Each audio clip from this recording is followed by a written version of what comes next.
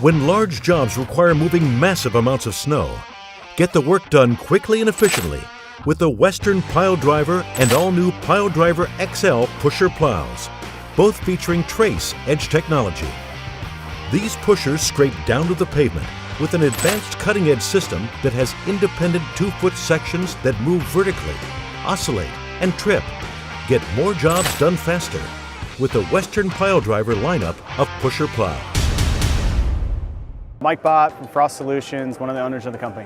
What we do is provide a mini weather station to give you a tailored forecast to those particular locations so you know where and when and what to do in those parts of town. You know there's 2 or 3 or 4 or 5 different ways that people can experience tremendous value having a technology like this.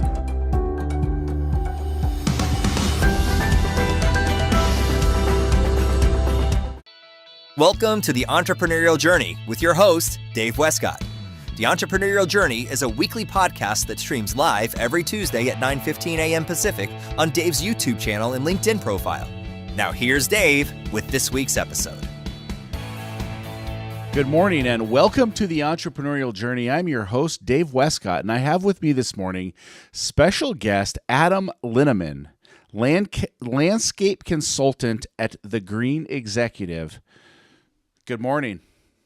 Good morning. How are you, Dave? I'm doing outstanding. How are you doing today? Just fine. That's good. Pre-show, we were discussing your crazy trek over the pass in the Jeep and the white knuckle ride, and I was looking at your bio, and it was interesting because line 2 on the bio was retired trailblazer with the National Association of Landscape Professionals. So it sounds like you've been living the life on the dangerous end for a long time. I'm interested to know what was being a trailblazer with NALP. Being a trailblazer was really just being a industry leader and coach, consultant to anybody that was is a member of the National Association of Landscape Professionals.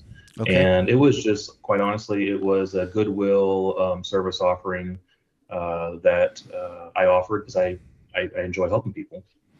Oh, I love that, man. I love the give back. I'm huge on the give back. So one thing I learned today on just kind of in our pre-construction in our pre-chat was that you also run Linnemann Lawn Care and Landscaping, and I know that that's in the bio and the notes. And you had said you've been doing that for 31 years. I'd love to know, how did you get started in the lawn care and landscape industry? Yeah, Dave, I loved working, honestly, especially at the age of 14. I loved making money, and I loved running my own business. And my parents would always tease me when I was a senior in high school that I was making more money as a salary than what my dad was working for the public works department in our local city. And I bought my first, pickup truck, brand new, ordered it at the time. I don't know what it was, $30,000-$40,000 truck at the age of 18 years old. It was awesome.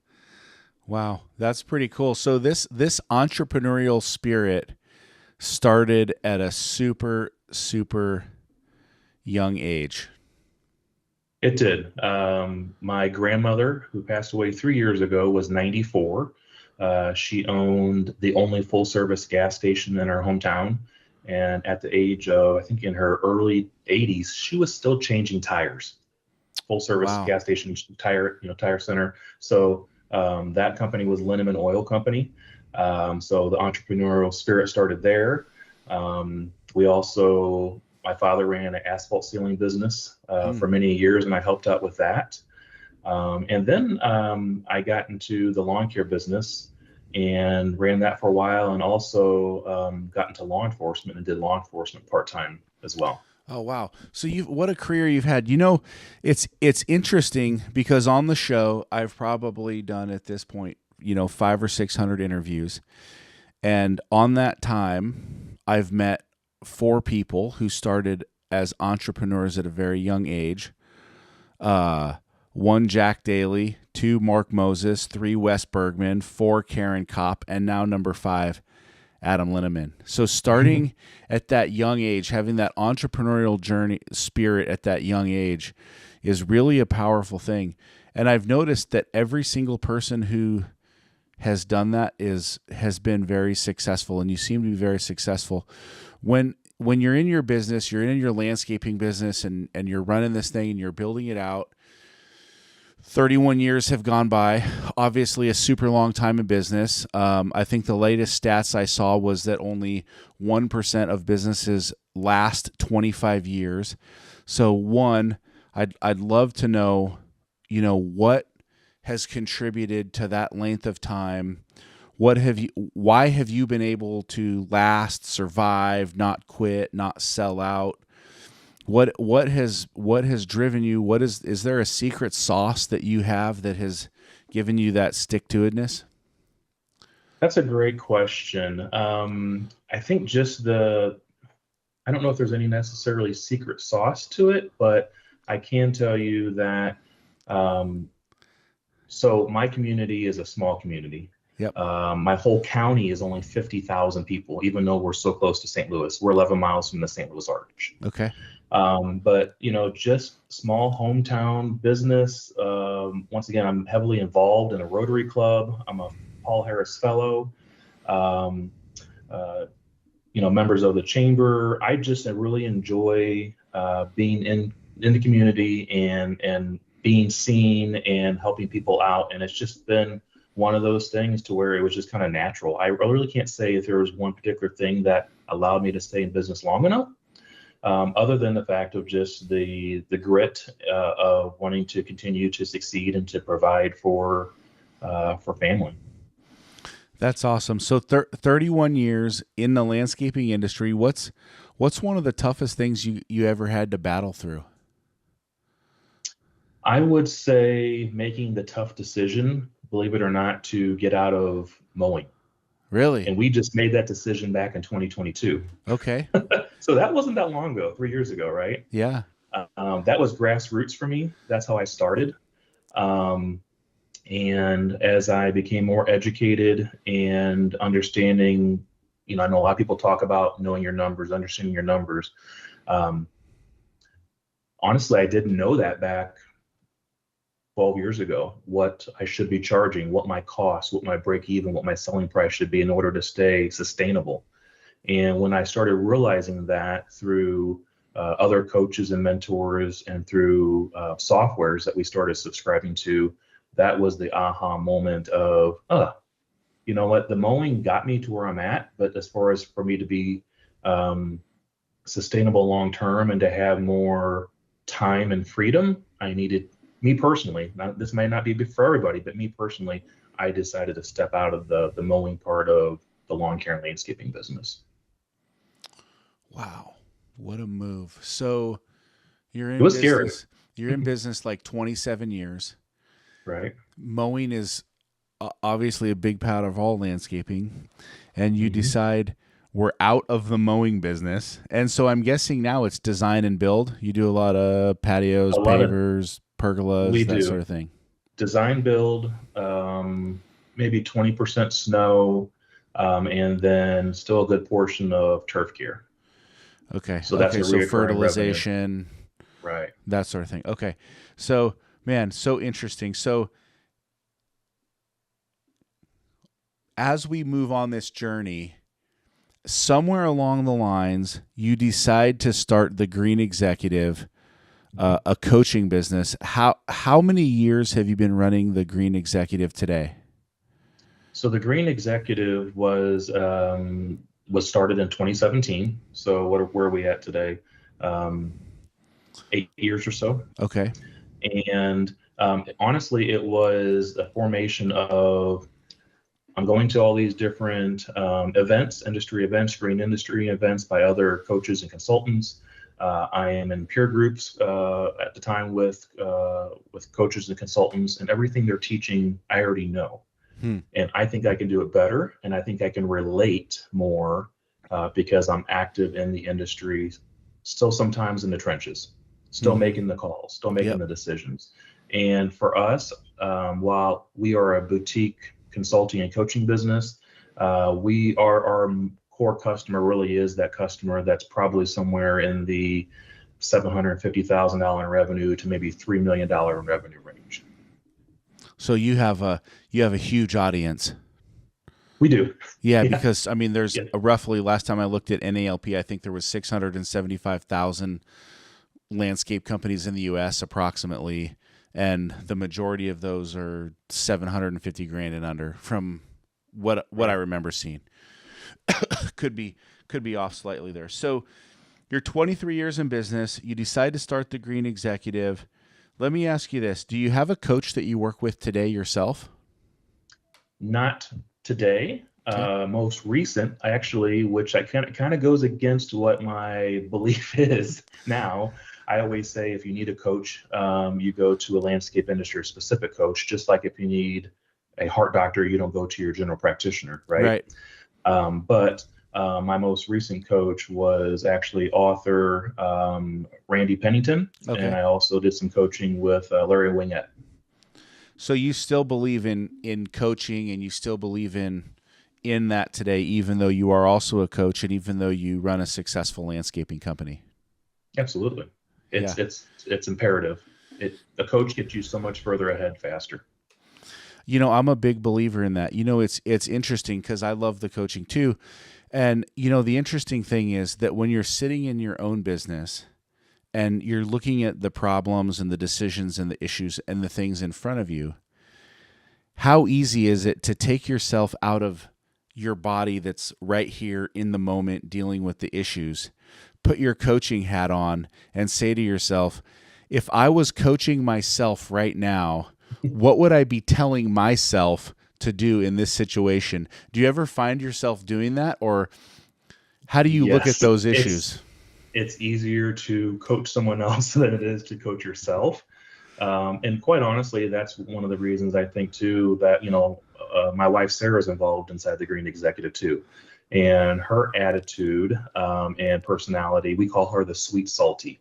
Okay. She will tell you how it is. She won't hold back, but she's sweet about it. And sometimes she can be salty about it. So we're a good blend of consultants that can help out in different ways. And I think that is helpful to a lot of business owners as well. And not to mention too, or also to mention, I should say, is that husband and wife team. That's kind of rare that we can work together to an extent. Sometimes we can't. Sarah tried working at Linnemann Lawn Care Landscaping in person 2 times, and it didn't succeed.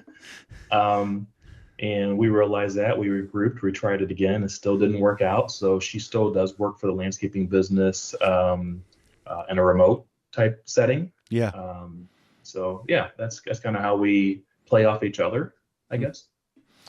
Do you have one that you like more? Do you rate these? Do you say, man, I love my landscaping business more, I love my consulting business more? Or is it an equal love for both?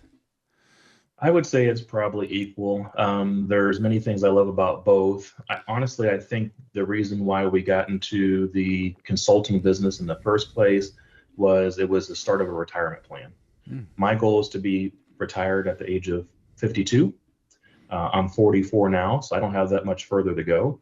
I've been, maxing out my investments at a very young age, and the Green Executive was going to be a way to still continue some additional income and also be able to travel, because a lot of our coaching does involve travel and or remote work, and it just kind of blew up and took off from there. Now, like I said, we're not a huge consulting firm, we're more boutique, but it definitely is fun and provides some great income. Yeah, that's awesome. I love that you're thinking about retirement.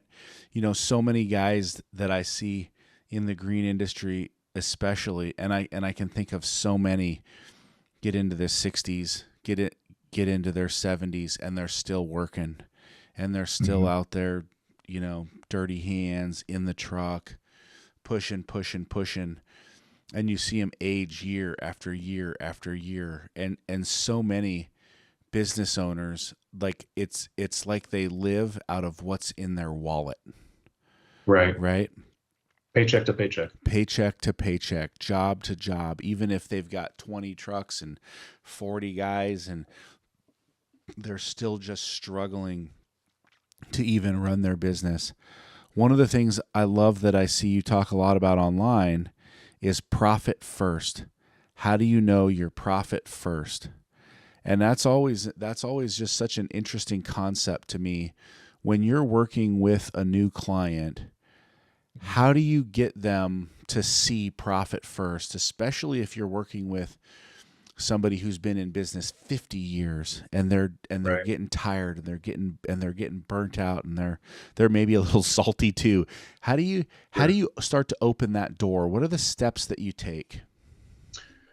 First, I wanted to kind of just give a real quick 10 seconds on profit first is flipping the formula of sales minus expenses equals profit, where profits last. That's generally accepted accounting principles. Sales minus expenses equals profit. In profit first, we flip that and we say sales minus profit equals expenses. So you make profit a habit in your business, not just an event. How we kind of flip. Go ahead. Let me make sure I got that right. So in the traditional business model, we're taking sales minus expenses, and that's equaling our profit. And the profit is the money that we would take home at the end of the day, what we would buy our boat with, whatever we might do. But what we've done at the Green Executive is we've said we're going to take sales, we're going to subtract our profit, the money that we want to take home, the money that we want to live off of, and then we've got expenses. Am I hearing that correctly? That's exactly correct. The traditional way is profits is your scraps, your leftovers. Yep. I like to eat my steak first. Me too. That's a good. I never thought of it that way. That's good. I like that. I like to eat my steak first. That's awesome. All right. So we're eating our steak first. We're not having salad. No, I'm just kidding. So walk me through that. Did you create this? How did you come up with this?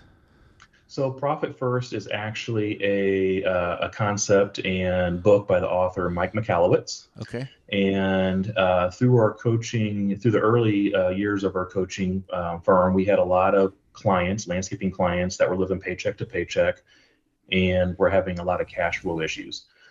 They were looking at their P&L and saying and looking at it and being like, hey, we're making 5, 10, 15, 20% profit, but I have no cash in the bank. What's going on? And so we started doing some research and found Profit First professionals, and we became certified in the Profit First methodology, and now coach that concept of the sales minus profit equals expenses. Okay. So everything you said is true. Like, I think so many entrepreneurs, and I would say it doesn't matter if you're in landscaping, you can have a concrete business or a fruit smoothie stand. A lot of business owners are living this way. In fact, I saw the recent numbers that came out from Subway in franchise. I think it was Franchise Times, and the average Subway owner was making $428,000 a year gross revenue for a Subway store that costs $1.2 million to drop into place. So interesting. How do you develop this profit first mentality? Like how do you even start to do it? Sure. So the whole mentality is to separate out where your money is going, right? In Profit First, they teach to divvy up your income, all your sales. And that is simply opening up 5 separate bank accounts. And it's very similar to what maybe your parents or grandparents did back in the day, like the old envelope system, the old Dave Ramsey envelope system. Yep. Maybe dad would come home with a paycheck, just for numbers' sake, let's say it's $1,000, and he might put $200 into an envelope for his house payment and $100 in an envelope for groceries. And so he would divvy up his money, and then he would live off of that. In Profit First, we do the same thing, but we just do it with bank accounts. Our 5 bank accounts are our main income account, our profit account, our owner's pay account, our tax account, and our operating expense account. And so what I do is when we teach landscape business owners how to divvy their money up, we have them divvy it up according to healthy percentages. And where the shift is that we show them where their money is currently going or has been going over the last year. And we help them transition that needle into the much healthier percentages, and in a sense, live off of the money they have coming in what they have to pay for the operating expense, and start cutting expenses in certain areas where they are, quite honestly, being inefficient, wasting money. A lot of contractors have the mentality of always buying shiny, brand new equipment, all the time. When we have them ask themselves 3 questions before they make a purchase, and those 3 questions are: is the purchase I'm about to make good for my company? So this is like the sniff test, right? Yep. The second question is the purchase I'm about to make good for my customer? And then the last question I have them answer before they make the purchase is, can the purchase wait? So it has to pass that sniff test before they go out and make the purchase. I love that. I love that you're bringing that into the business. One of the things I see with a lot of landscapers or any kind of blue collar businesses, as their business grows, so does their assets, their boats, their trucks, their farms, their farm equipment, like all the things they've ever wanted. And then the business is paying for those things, and and it just bleeds off the profit that got them where they got to. And then they get into a bad financial space where they can no longer afford the lifestyle, and they start to deteriorate, but then they still don't want to give up those things. Right. And I love what you're doing here with basically the main income account, the profit account, the owner's pay account, the tax account, and the ops expense account. In a business, let's say doing $1 million a year, how much money should go into that profit account? For a business doing about $1 million a year, profit account maybe like around 10%. Okay. Now, the owner's pay, that's an interesting one. The tax account I've heard, obviously. What is the significance of this owner's pay account? What is this, just their weekly paycheck? What is that? So the owner's pay account is going to be selfishly for the owner, as far as anything that they have to pay with taxes, as well as their actual true take-home owner's pay. And that would be something that we would obviously highly encourage them to have that dollar amount every 2 weeks, and then obviously adding up for annual salary to be something that's very fair and healthy. Just as much, if they, what would they expect to be paid if they went to go work for Dave Wescott, right? That's what they should be bringing home in owner's pay. I love that. I love how you're breaking that out and showing that specifically. Now, here's a big question I have for you. We're in the landscaping business, and we've put this Profit First program in place, which sounds amazing. So anybody out there looking to change their financial life, please reach out to Adam. Amazing what they're doing. Awesome stuff. But we're getting into this time of year where you always see this cash flow crunch in these trade businesses. And I would say this cash flow crunch comes between August, September, and October. These are 3 what I would call really, really hard months, and sometimes November. But for sure, this August, September, and October are really, really hard on the cash flow, because a lot of them have done snow removal. They've bolstered a ton of cash in snow. Then they've gone into maybe some project work in the summer. They've got some landscaping maintenance in the summer. Their landscaping maintenance is maybe making 6, 7, 8% profit, but they're keeping their guys busy so they can make that profit in the snow in the wintertime. They've got a handful of, maybe backdoor patios and, whatever they've got going on the construction side, and they're starting to eat through their cash. They start to get into this cash flow crunch, and they're going to struggle with making payroll in September and October, and they're just waiting for that weather to fall, and as soon as it does, bam, bam, bam, they've got some quick cash in the bank, and they're pretty much okay. But if they don't get that cash in the bank, then they're robbing Peter to pay Paul. They're burning through lines of credit until they get to maybe January. Is there a methodology out of that? Is there any budgeting techniques? How do you coach that roller coaster? Because that seems to be something that, you just hear these guys saying, I hate my business. I hate what I go through. I hate this time of year. I love it when I come out of snow season. I hate it when I'm going into fall. Is there any tricks, tips? How do you coach through that? So, it depends on the service offering. I would say that you do offer. But I think it needs to be a look in the mirror at yourself, and basically ask yourself, do I want to be the banker for who I'm working for? Meaning, what's your terms in your business? Do you expect to be paid upon receipt? Is it 15 or 30 days? Are you willing to do 60 days?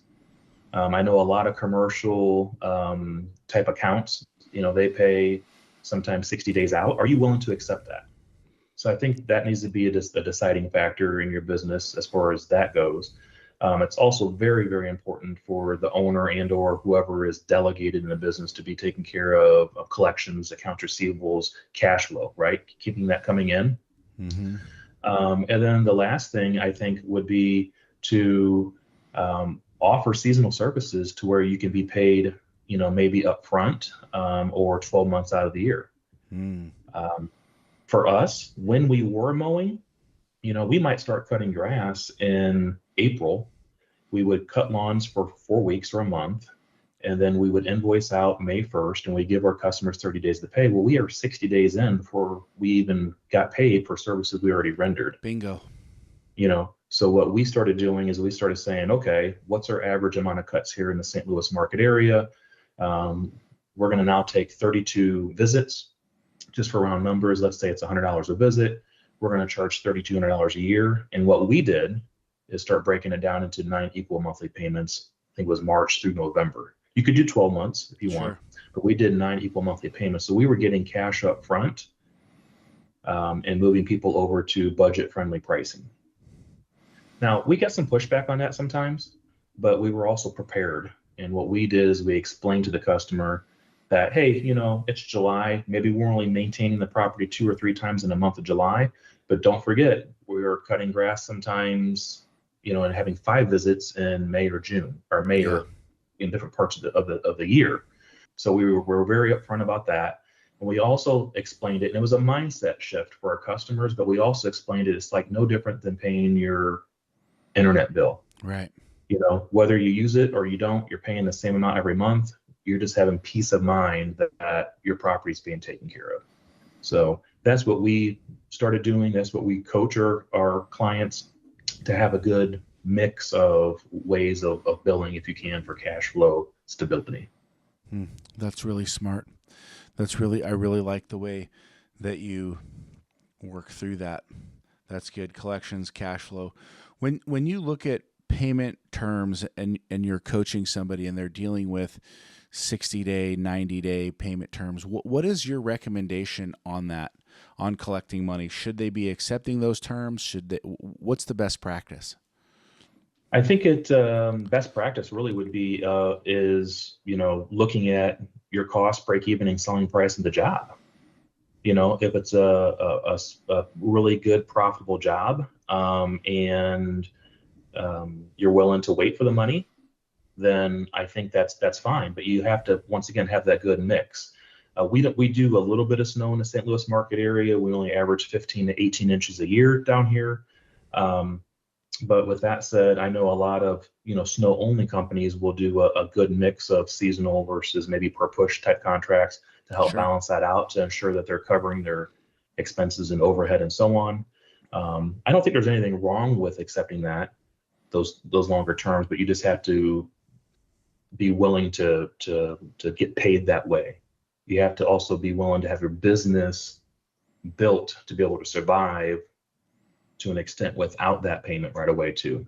It's just an upfront, knowledge of, hey, this is fine with me.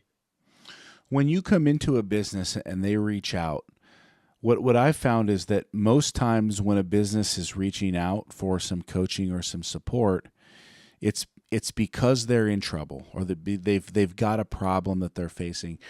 Is there a common theme that you see when clients are reaching out to you? Is there something that's like, oh yeah, this is normally what they're reaching out about, or is it always different across the board?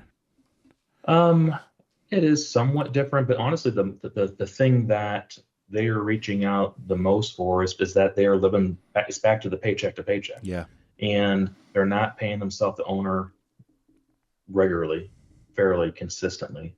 they're taking money from the business if and when they have it, right? And so I think for us, that's been the number one thing that we were able to solve for our clients is they should be getting paid consistently, just like any other employee. And that's one of the things that we help with is understanding that and profit does not equal owner's pay. A business should be paying the owner a fair and healthy salary and turning a profit. I love that. I think that's awesome. So the owner's getting their pay, but they're also receiving a chunk of the profit for their risk and time and effort and reward. So, you see a lot of guys or gals running their businesses, and, they have this mentality that, well, if we don't have enough money, I'm going to pay the guys and I'll go without. I got to take care of my guys. I'm going to pay the team and take care of myself last. I'm going to pay myself and take care of my team last. And there's like this sacrificial attitude towards, loving their guys, taking care of their guys, helping out their guys. Sure. And it almost seems to me that that's contrary to what is being preached at the Green Executive. How do you approach that when they say, well, I have to pay my guys, I have to take care of my guys, I'm going to skip my check this week? Right. I always say that, and I hate to be this way, but I always say that you have to feed your family first. Yeah. Otherwise you don't have a business. So as much as we love our team, as much as we want to support them, it's okay to be selfish. Mm-hmm. It really is. Sometimes it's okay to be selfish. So you have to make sure that you are supporting yourself and your family first. I'm not saying you got to go out and live the high life, and and be extravagant, but you got to pay yourself first. One of the first ways that I started paying myself first was I just started paying myself with minimum wage. And years and years and years ago, that may have been $10 an hour. And so I just started paying myself $400 a week and just started to feel or see how that felt. So if you're not paying yourself first right now, start doing that. Start seeing how that feels, and then you can always bump that up and get that mindset going. Back to profit. If profit isn't first, you don't have a sustainable business. You can't afford to pay your team members more. You can't invest back into your business. You can't support that little league baseball team. Profit is so important for a sustainable business. That's why we preach profit first. Yeah, that's so true. One thing that I think happens too when you're not paying yourself is you begin to resent and hate your own business. Right. I'm working for free, I'm sacrificing. And I think that burnout can also lead to failure. What is there a root cause that you see amongst contractors that's leading to this lack of profit, this lack of pay? Is it in pricing jobs? Is it in too much overhead? Is there a spot that an entrepreneur can focus on in their business that's maybe a first spot of cleanup? I think it really goes down to understanding your numbers, and whether it be, hey, I'm going to roll up my sleeves and I'm going to attend a industry event, or I'm going to look at a certain software, or I'm going to hire a coach. But the root cause of contractors, failing and not succeeding is they're not making money. And so I believe that needs to be something that they need to really focus on. That's one of the reasons why we got out of mowing. Back years ago, when we were, we had like 4 full-time mowing crews on top of our fertilization and landscaping crews. We started actually running the numbers in landscape software, and then realizing we were going to some of these properties for free, for less than our break even. And it's like, okay, what happens if we we did a lot of residential. What happens if we break a window, a sliding window? There goes $600, $1,000 to replace that. Now we're cutting that property for the next 2 years until we make back, the profit that we would have made. So I think it goes back to really understanding cost, break even, and selling price in order for you to make business decisions and services that you want to offer inside your market area. So how do you figure out your cost, break even, and service price? What we do is we use LMN software, and we build a budget, and we put everything in there. We put in there our team members' salaries. We put in their hours that they're expected to work and we're going to be paying for. We put in all our expenses. We put all this in and we build a budget, and then we price our jobs based off of the budget. And so when you put everything in, we're taking anything and everything. Like I said, our equipment, we know how much it costs us to run a mower for an hour, same thing with our trucks and so on. We put all that in, and then the software is what does the magic and tells us this is what we need to charge to make a profit. So that's our solution, is that particular software. I love LMN. I think they've done a great job with that software. I think I love the estimating side of that software, how they built out the estimating program and all that. I think that's fabulous stuff.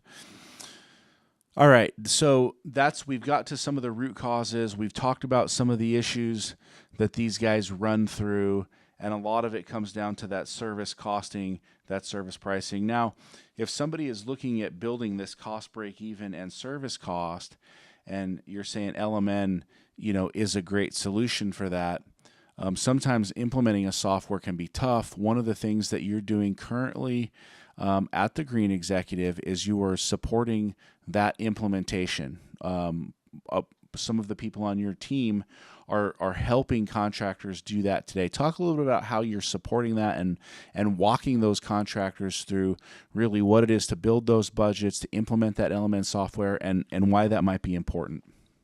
Sure. Implementing any software can be put on the back burner. And what we always say is the software is so important. It's really more important than the trucks that you drive or the skid steers that you have or any equipment that you have. So you really need to be thinking about your software as a tool in your business. And a lot of contractors don't think of it that way. They're like, oh, we need an excavator to go out and do this job. Yeah, really, you need software to know what to charge to do the job with the excavator. So I can't stress enough that if you're a landscape business owner and you are looking to implement a software, either ask the software company for help, or you're going to have to dedicate time and roll up your sleeves to do it. And a lot of the contractors that have hired us to go out and help with software implementation, particularly where we're certified in, which is LMN, that's what we do. We go out for 3 to 5 days is an average visit. We spend 8 to 10 hour days with them. It's typically the owner, maybe a few key people from the office. Phones are turned off, roll up our sleeves, and we sit inside of a small conference room or wherever we can go, and we work through the whole software. Wow. It's building the budget day one, it's the CRM, it's job costing, it's scheduling, it's the whole gamut. And it's being having the knowledge to know that you need to put the time and effort into getting this done to run a successful business. I love that. So when you implemented LMN and you ran this cost break even and service cost, how much did you see your profit go up, or how much did you see I don't want to say that. I want to say, how much did you see your cost go up? For example, if you were charging $60 to mow a lawn, did it go up to 100, 120, whatever? How much did you see your cost increase by utilizing a software? Great question. Our costs had to increase, I would say on average, maybe as much as honestly 10 to 20%. Wow. Particularly on our services. And that's the biggest thing that I coach to landscape business owners, is that ultimately we are selling our time to our customers. If you go to let's just say a Best Buy store, I guess there's still Best Buys that are in business. Yeah. What's their inventory?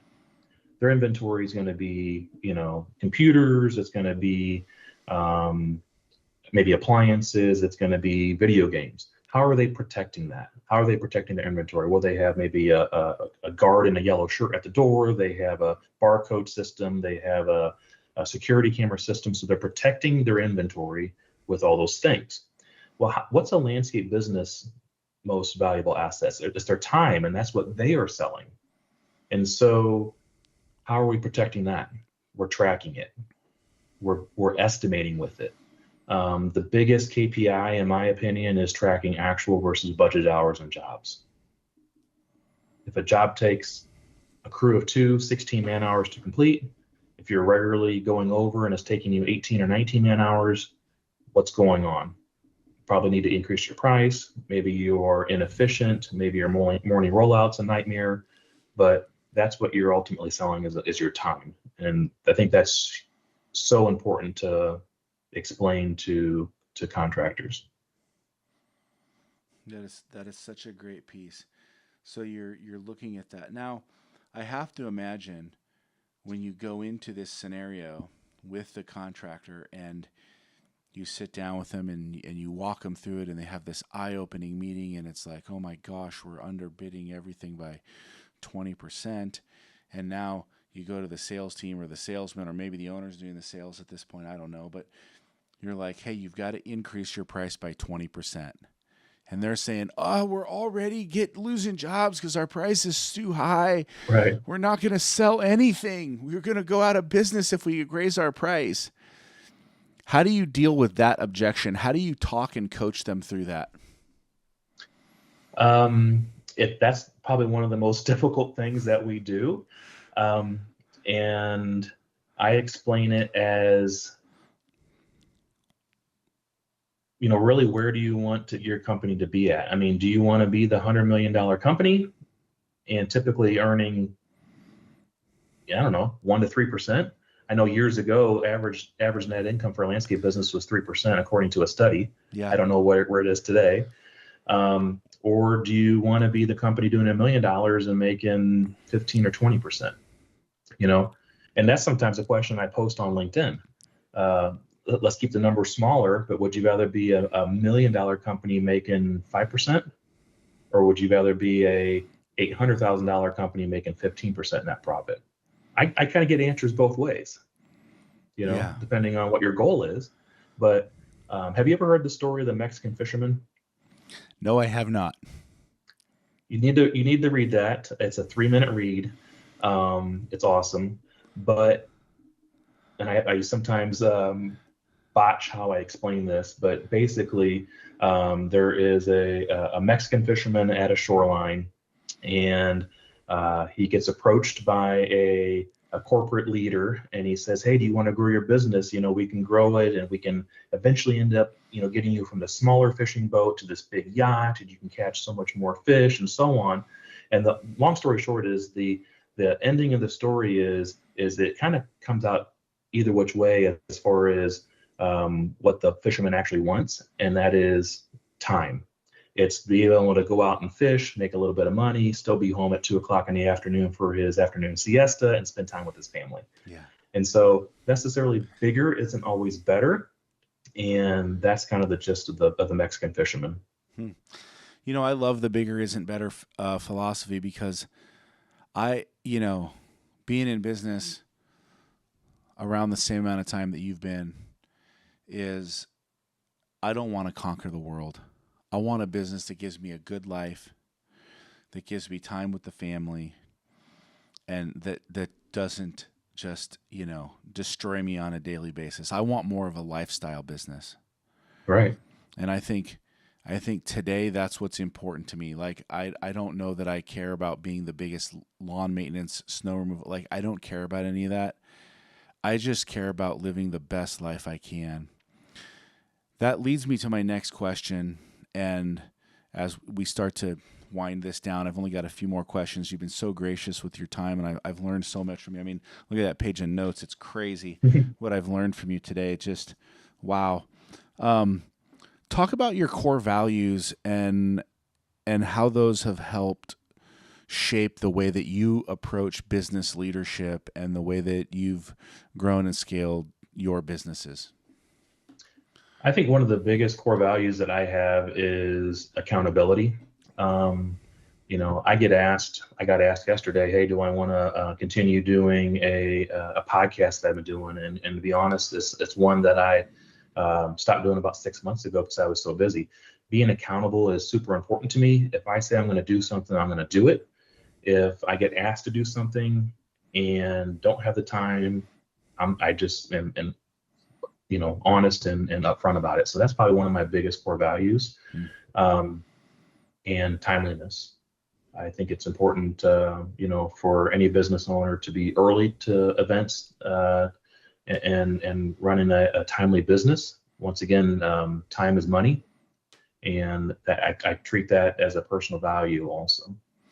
I love those two, and those really flow right into the Green Executive and the coaching and everything that you're sharing and building with your people today. All right, so what is the number one tip that you would give any landscape professional, snow professional out there today in business? I would say it really goes back to profit first and make profit a habit, not just an event. Businesses are not sustainable without profit. So however you get there, whether it's through the profit first implementation, whether it's through reading the book, whether it's through learning how to make profit through software, such as Linnemann, it's important to make profit a habit. That's fantastic. That's a great tip. Where can people follow you? Are you on Facebook, Instagram, LinkedIn? Where can they follow you on social media? I guess I'm a little younger, so Facebook still, heavily involved on Facebook, LinkedIn as well, different types of social media platforms. I do post different types of things. You can follow my journeys, whether it be on the vacations to the Riviera Maya or to Colorado, a lot on Facebook. But I like to share my journey of not just 100% business, also the times that I enjoy with my family and different events like that as well on a lot of my platforms. I love it. There you go. Now you know exactly where to follow Adam. You can check out his journeys. The white knuckle ride he was explaining to me was off the charts in Colorado, so check that out. That's very, very cool. Now, if anybody wants to partner with the Green Executive, if they're looking to implement this profit first, which I believe is absolutely incredible, if they're looking at implementing Linnemann, if you're looking to really, from what I see, is take your business to the next level, how can they get in touch with you about utilizing or putting together a partnership with your business? How do they get that rolling? I think the best way is just to go to our website. It's thegreenexecutive.com, and they can book an online meeting through us there, and or just give us a phone call. Awesome. Do yourself a favor. Check out the Green Executive. I mean, I've got a page of notes. I've been doing this as long as Adam, and I've learned a ton today, and you've been so gracious and wonderful with your time. I only have one final question before we go. We've got a big whiteboard. We've got a big billboard. It's completely blank. You get to put one word, one sentence, one phrase on it to share with the world. What is that for you? It's a great question. A blank billboard, I'm going to share it with the world. Probably profit is not a dirty word. Profit is not a dirty word. I love that, man. How about that? That's awesome. Profit is not a dirty word. I'm going to write that down. That might even be the title of this show. Profit is not a dirty word. I love that. That encapsulated everything we talked about. You have been so wonderful and so gracious with your time. I know that you're super busy and you've got a ton of stuff, so carving out a little time to spend with me has been absolutely outstanding. This has been the Entrepreneurial Journey. I'm your host, Dave Wescott. We are back 9:15 a.m. Pacific Standard Time every single Tuesday. I feel like Ricky Bobby with the hands. Don't know what to do with the hands. put the hands down. I'm just going to put them under the table. No more hands because they're getting crazy. This is the Entrepreneurial Journey. If you like the show, give us a like, give us a share, drop your comments into the comment box. We will get back to you, and we thank you for tuning in and listening to us as we talk about profit is not a dirty word with our friend Adam Linnemann. Adam, thank you so much for being on the show. Thank you, Dave. Mike Bott from Frost Solutions, one of the owners of the company. What we do is provide a mini weather station to give you a tailored forecast to those particular locations so you know where and when and what to do in those parts of town. You know there's 2 or 3 or 4 or 5 different ways that people can experience tremendous value having a technology like this.